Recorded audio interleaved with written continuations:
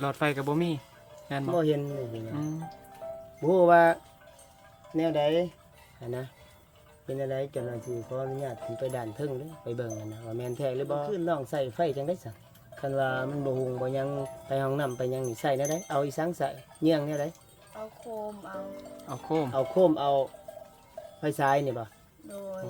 มันยามลูกสอลูกหยังก็คือสิใส่แบบนั้นแหละเนาะ โดย เอาเวลาพ่อแม่ไปนั่นนี่แหละจะอยู่กับไผอยู่ในเฮือนนี่ อยู่กับพ่อแม่เฒ่า แม่เฒ่า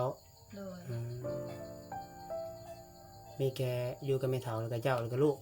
โดย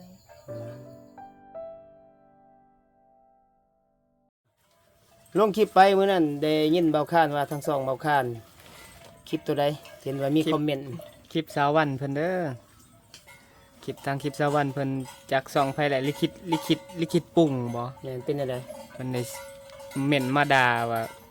เม่นมาด่าเม่น น้อมเลยเด้อทุกคนเด้อสิบ่เว้าแล้วบ่ยังเว้าย้ำๆเป็นมาดามาปล่อยบ่ฮู้ว่าเป็นอีสังกันแต่เนาะอ่ะ เพิ่นบ่ได้มีการศึกษาบ่หรือจังใด ก็อย่าบ่เป็นหยังนะน้องพุทธนะคือทั้งสองน้องพุทธเพิ่นก็เข้ามาทางคลิปน้องพุทธก็เข้ามาคอมเมนต์อยู่ว่าโอ้สีสันกันแล้วแต่คนหามันก็มีคนฮักคนสร้างคนดีคนให้ หลอดไฟก็บ่มีแม่นบ่ บ่เห็นเลยนี่นะ อืม บ่ฮู้ว่าแนวใดหันนะเป็นอะไรเจ้าหน้าที่ขออนุญาตขึ้นไปด่านเทิงเด้อไปเบิ่งกันนะว่าแม่นแท้หรือบ่ถ้าว่าบ่มีแท้ขาดเกินแท้ก็ถ้าว่า FC อยากช่วยเหลือก็ดีใจหลายๆสิได้มาติดตั้งให้นะเพราะเพิ่นได้สว่างห้วยเอาบัดยามกลางคืนลองใส่ไฟจังได๋ซะคันว่ามันบ่หุงบ่หยังไปห้องน้ำไปหยังนี่ใส่แนวใดเอาอีสังใส่เยี่ยงแนวใด เอาโคมเอา เอาโคม เอาโคมเอาไฟฉายนี่บ่ โดย มันยามลูกสอลูกหยังก็คือสิใส่แบบนั้นเลยเนาะ โดย พ่อแม่ก็บ่ฮู้ไปใส่เพิ่นไปใส่เนาะ เพิ่นไปเฮ็ดเวียก อืม ไปเรียก เพิ่นพ่อเพิ่นแม่บ่ โดย ทำไมหลายครั้งหลายคราวคือว่าอ๋อบ่ได้เห็นพี่น้องบ่เห็นอีสังแหละบ่เห็นพ่อแม่เพิ่นถ้าโอกาสหน้าดีๆน่าสิได้พ้อเนาะเป็นไดสิขึ้นไปเบิ่งดันเทิงถ้าว่านะงัวควายก็หลายพี่น้องเอ้ยก็ขอโทษเด้อมีแต่เสียงงัวเสียงควายอยู่นี่จักงัวไผมาเลี้ยงมาปล่อยเท่านี้คันพ่อขึ้นเฮือนนี่พ่อแม่น้องบ่อยู่นี่เบาเล่แบบว่ากับเบาคันพ่อขึ้นอนุญาตถ่ายนี่ได้บ่เป็นหยังบ่ บ่ โอ้ยันว่าสีสันที่ดีที่คล้องนะบ่เป็นหยังเนาะ โดย เลย เดี๋ยวสิขึ้นไปถ่าย ขึ้นเบิ่งดันเทิงพี่น้องเอ้ย ดันเทิงเด้อ เป็นอะไรแน่หั่นนะให้ติดูของเพิ่นเขาหน้าเพื่อนซ่านเนี่ยได้มีบ่ดอกเพื่อนดอกไฟคือที่ตามเบาเล่เห็นอันนี้เบาเล่เห็นส่วนตัวเด้อบ่แม่นว่าน้องเพิ่นฝากมาถามมาเว้ามาว่าเห็นส่วนตัวว่ามันคือบ่มีอะนะแปลกใจอะนะเดี๋ยวเป็นอะไรต้องขึ้นทางให้เบิ่งไปโอเคเนาะขึ้นมาดันเทิงเลยเด้อ ที่ลองมาสำรวจเบิ่งบริเวณบ้านเพิ่นมีหยังแน่มันสิมีผู้บ่าวเพิ่นสอนไว้ ในเต็นท์น่ะเต็นท์เก่าบ่เต็นท์ไผอ่ะ เป็นเขา อ๋อ เต็มเขาเนาะ คิดว่าเต็นท์หนองยามฝนตกเพิ่นยังเข้าไปนอนมาแม่นบ่ที่ว่าหลีเสื้องผู้บ่าวไว้ในเต็นท์น่ะ หยอกเด้อทุกคน ให้น้องเพิ่นยิ้มแหน่น่ะน้อยหนึง เฮ็ดหน้าสิเศร้าๆก็ได้หยอก นี่พาทุกคนมาเบิ่งเพิ่นว่าบ่มีไฟให้เบิ่ง เอาขึ้น นี่หรือบ่ เาได้ขึ้นมาดันเทิงเพื่อนเพิ่นอืม นี่เห็นแล้วพี่น้องจุดที่น้องเพิ่นตัวว่าบ่มีไฟ กระดานไฟเพิ่น กระดานไฟ ก็ มีแต่ ต่อเขากับไม้เลยอืม เป็นจังไดน้องว่าบ่มีไฟ แล้วตัวนี้ไฟผู้ใดอยากถาม มันต่อมาแต่เพื่อนเขา เพื่อนเขา โดย หาบ่เป็นไฟเจ้าแท้บ่ บ่ โอ้เพื่อนพี่น้องบ่หรือว่าต่อมาแต่เพื่อนไผเพื่อนเขา บ่แม่นพี่น้องเขาต้อนน้ำเขา โอ้ขอใส่น้ำเขา โดย ใกล้เติบบ่แต่นี้ไป ใกล้ จะเสียเดือนเท่าใดให้เขา ๆเดือนหนึง20,000 โอ้แบบว่าเฮาต่อน้ำเขาแล้วแหละแบบว่าเฮาเสียเนาะเฮาเสียซอยเขาเนาะเป็นเดือนเนาะ โดย เดือนละ20,000 20,000 25,000กีบบ่แม่น1,000 บาท บาทมีบาทบ่ อืมเอาก็มีบ่ยามแบบว่าเฮาบ่ได้เสียค่าไฟแบบว่าเฮาบ่มีเงินปานใดนี่นะก็มีอยู่บ่ มี มี โดย เอามีแล้ว เขาก็ เขาก็ยังแบบว่าส่งไฟมาอยู่ปะหรือว่าเขาบ่ได้ส่งไฟมาให้เราอีก บ่ ใจดำปานนั้นบ่ว่าแท้บ่นี่ โดย โอ้เกินไปพี่น้องสำเดือนหนึงเฮาบ่ได้เสียนี่ เขากระดับเลยวะ เขาทางเจ้าของไฟเพิ่นก็บ่ได้ส่งไฟมาอีกบ่เอาบัดยามบ่มีไฟได้เฮ็ดแนวใดบัดนี้เจ้าสิเฮ็ดแนวใดอีกแบบลูกซอหรือไปทำธุระที่ซั่นน่ะนะเจ้าสิใส่อีสังไปไต่ไปเยียงไปเบิ่ง ใส่โคม ใส่หัวโคมไปเยี่ยงโอ้หัวโคมหรือว่าไฟสาย ในกล่องล่างเพิ่นก็บ่ได้เห็นดอกไฟเอาห้องน้ำนี่ก็บ่มีสายไฟมีแต่แค่หลอดอยู่ในหั่นบ่ โดย หลอดน้ำเฉพาะเบาเล่มาพี่น้องตอนนี้นี่เปิดไฟนี่บ่ได้มีไฟเด้เปิดให้เบิ่งก็ได้จังหน่อยสิทดสอบให้เบิ่งเด้อเป็นอะไรเขาปิดบ่ตอนนี้นะ บ่ อ๋อตอนนี้เขาเปิดบ่ โดย อ๋อตอนนี้เขาเปิดคือสิแม่นน้องเสียหายที่เบาเล่เอาเงินให้มื้อนั้นหั่นบ่ โดย เสียหายนี่เขาเปิดเนี่ยถ้าเสียเงินให้นี่เขาเปิดมาถ้าบ่เสียนี่บ่ได้เปิดเปิดก็เปิดปิดนั่นแหละสู้ๆเป็นอะไรบางทีมี FC ผู้ใจดีได้ติดตามรับชมทั้งสองเบาเล่โตเล่ Channel แล้วก็ทางสองเบาคาน ว่าอยากช่วยเหลือ จิตใจบุญอยาก ทำบุญ ช่วยเหลื ทำคุณ อ พี่น้องฟังเมืองนอกเมืองหน้าฟังไทยต่อไฟให้น่าสิโอเคหรือว่าแนวใดก็แล้วแต่หั้นนะตามสะดวกถ้าแพงจุลเซลก็คักเด้เนาะก็พอโอเคอยู่ในนั้นเนาะ โดย ก็พอได้ใส่เล็กน้อยเพราะว่ามันแดดไปทางนี้มันเป็นแดดเนาะมันร้อนเนาะแดดแห้งทั้งสี่กองฟังเบิ่งบางที่เป็นจังไดก็สิได้มาเฮ็ดให้อยู่นี่แหละซื่อๆเด้อเอาเรือนน้องมันมี2ห้องเนาะ โดย เอาน้องนอนห้องได้ ของเบื้องผล ห้องเบิ่งนี้ นอนของเบื้องนี้เนาะ เอาเบิ่งนั่นนี่เป็นไผนอน เบื้องในของพ่อกับแม่ พ่อแม่ โดย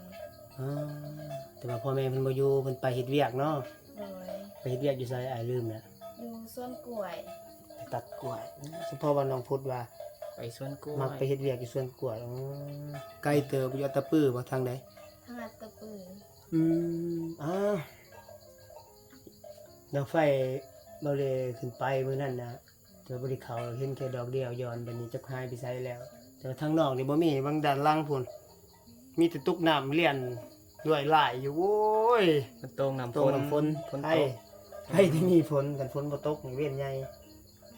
น้ำก็บ่มีใส่น้ำสร้างพุ่นละมึงไปอาบโอ้ยไกลตะกี้เว้าเลยเคยไปถ่ายมาแรกๆมาหูจักน้องนะเพิ่นพาไปเบิ่งตักน้ำแล้วมึงเพิ่นอาบแต่ฝนบ่ตกจะก็ไปเด้อเนาะอาบเนาะไปบ่ ไป ไปคันฝนตกเลยอาบอยู่ไสบางทีก็อาบอยู่นี่บางทีก็อาบอยู่พุ่นมองน้ำสาง แมน ก็แบ่งเบาไปหน่อยหนึงทุกคนแต่ฝนตกก็อาบน้ำฝนนะมื้อหน้าฟังเบิ่งแต่ฝนตกสิลองอาบน้ำนํคือสิม่วนย้อนยุคอาบแต่น้อยๆพุ่นน่ะ เจ้าก็มีบ่พัดลม บ่ เอา ตู้เย็นก็บ่เห็นเลยพี่น้องด้านนอกนี่เจ้าน้อยสิอวยกล้องให้เบิ่งเด้อยำหอดเฮ็ดแนวใดบัดนี้ พัดเอา แมน อ๋อ ผัดก็ลงอยู่แถวนี้แหละมันเป็นป่าใหม่มันก็เย็นแน่เนาะยามมันร้อนยามกลางคืนนั่นแหละยามมันร้อนกลางคืนมันร้อนได้ถ้าว่ามีต้นไม้นี่มันร้อนนี่กลางเว้นนี่เย็นได้ถูกแม่นบ่ แม่น เรื่องประเภทต้นไม้นี่กลางเว้นนี่เย็นกลางคืนนี่ร้อนพี่น้อง อยู่กับลูก2คนอีกโอ้ เดี๋ยว ซ้ำ เพิ่นบ่อยู่เอาเวลาพ่อแม่ไปนั่นนี่แหละจะอยู่กับไผอยู่ในเฮือนนี่ อยู่กับพ่อแม่เฒ่า แม่เฒ่า โดย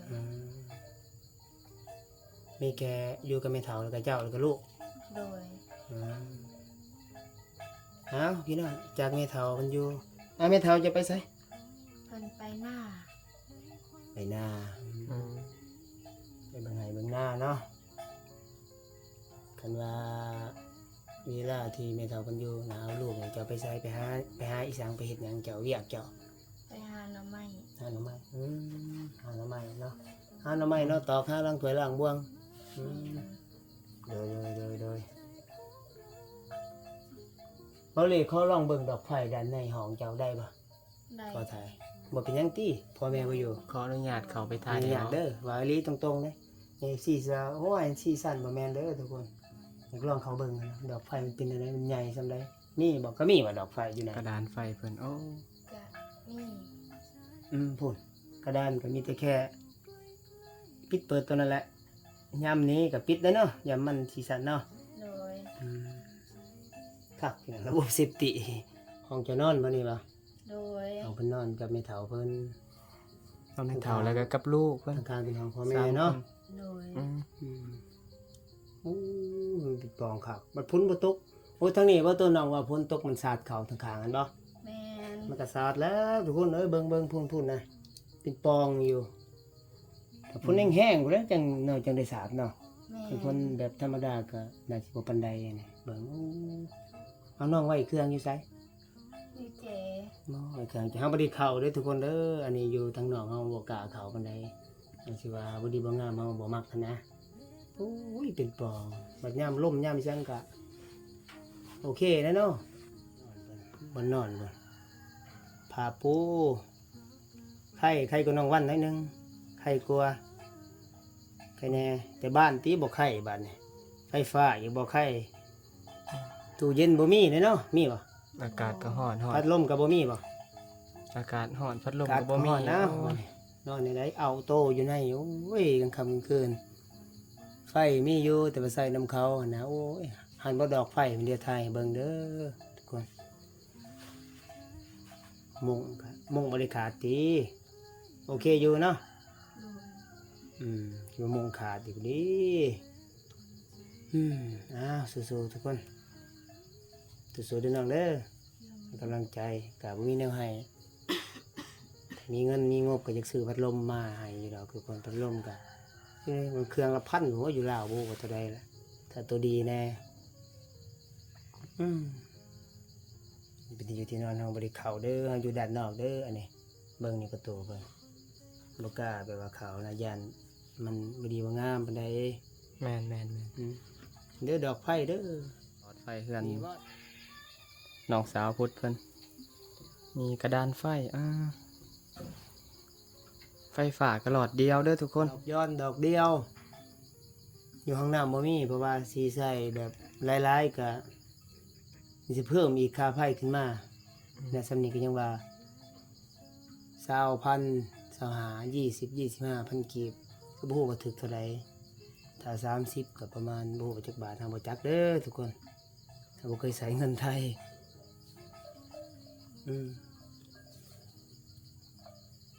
เดี๋ยวบางทีแนวใดฟังเบิงตอนนี้ไฟมาตอนนี้เนาะ โดย ตอนนี้นี่ไฟมาทุกคนใครอยู่พอพวกบอลเล็กอะเพราะว่าจะได้สากอุปกรณ์แน่นะถ่ายคลิปตอนนี้ไฟมา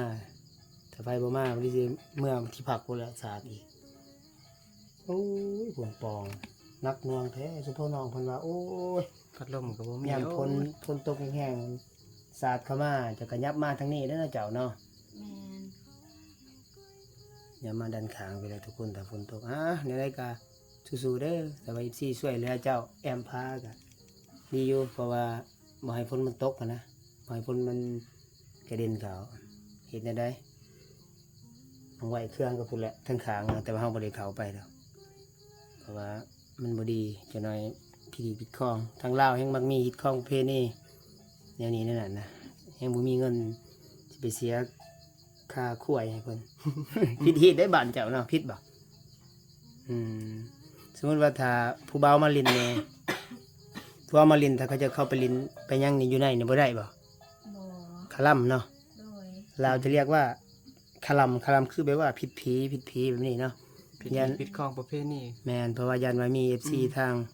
กรุงเทพแน่เขามาติดตามแล้วก็บ่เข้าใจปานใดในภาษาบ่เลยเว้าก็ออกมาคล้ายๆกับภาษาทางพี่น้องฝั่งไทยทางภาคอีสานเด้อแต่ว่าบางคำบางคราวก็จะเว้า ทางสวรรค์เข ทาง ต กรุงเทพแน่ ให้ FC เข้าใจแต่ว่าภาษาอังกฤษนี่ยอมละ I know speaking English เด้อ I'm sorry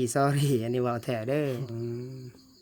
น้องพูดได้หูบ่ภาษาอังกฤษยันว่า FC ทางเมืองนอกติดตามได้ตอนนี้หูอยู่บ่ I love you หูบ่ โอ้ แนวไหนแปลว่าแนวไหน I love you ฮะ คอยฮักเจ้า I love you เพิ่นฮู้แต่ I love you เพิ่นเขียนภาษาอังกฤษหมดปีนะได้ I love you บ่เลยก็สปีกบ่เก่งปานใดเด้อ I'm sorry หลายๆเป็นอะไรก็ให้กำลังใจสู้ๆเด้อก็ฝากติดตามรับชมสิเป็นแนวใดตอนจบชีวิตเพิ่นบางทีได้เป็นลูกสะใภ้พังไทย ทางเมืองนอกเมืองหน้าถ้าว่าเนื้อคู่เพิ่นอยู่ทางนั้น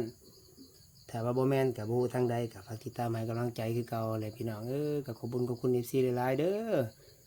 ที่เข้ามาติดตามรับชมทั้ง2ตัวเลข Channel 2เลขคนเดินทาง2เบาคานเนาะเอ้า ขอบคุณในหลายๆพี่น้องเนาะก็เป็นอะไรที่จะช่วยเหลือเพิ่มเติมก็คือว่าทาง WhatsApp Line เบอร์โทรพี่น้องเนาะแนวใดก็เข้ามาติดต่อเด้อถ้าอยากช่วยเหลือเพิ่มเติมเนาะ